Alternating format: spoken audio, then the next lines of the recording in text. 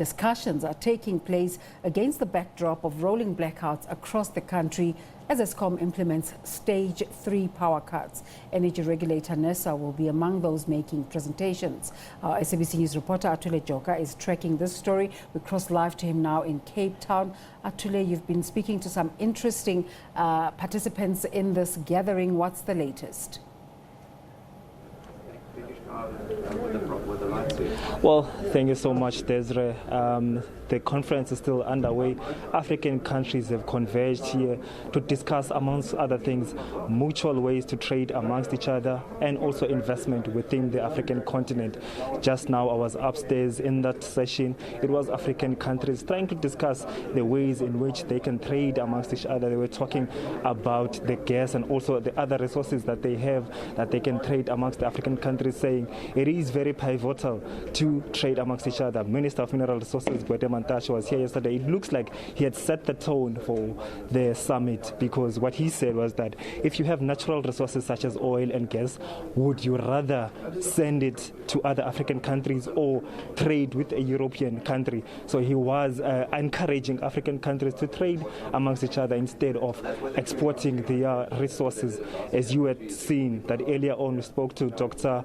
Omar Ibrahim from Congo Brazzaville, saying that in 1800s they discovered that fossil fuels were detrimental to the health of the people, but the Western countries used those fossil fuels to build their countries to the first world countries that they are today.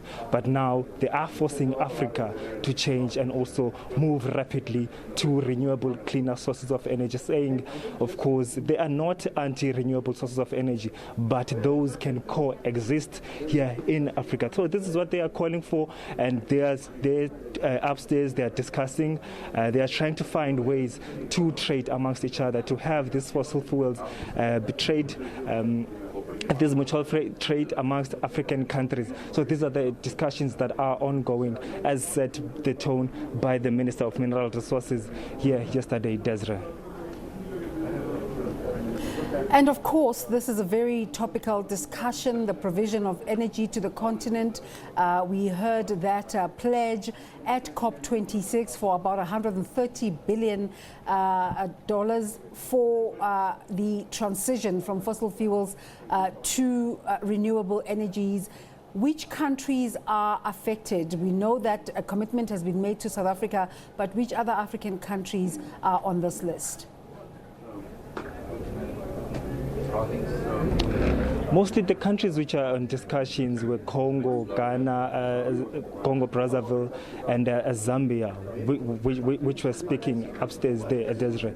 But as I said, what they are saying is that these pledges are okay, but they must allow African countries to have their own discussions within their own countries to find what is working within their context. Because what is going to happen as years go by, those very same pledges, those very same funds that were given are going to be loans, and Africa is going to be indebted. And we know what happens when these countries are indebted to the countries. They will take some of the assets of the countries and some of the resources of these countries. So what they are saying there is that they have a huge reserves of natural resources, of gases, of oil, and they need to find ways to optimize and also to exploit those resources that they have to make it work for Africa moving forward. A question was posed yesterday to Minister of Mineral Resources and Energy, Mr. Mantashe, to say what is the time frame to move to this renewable energy as per the fund and the pledge that was made to them.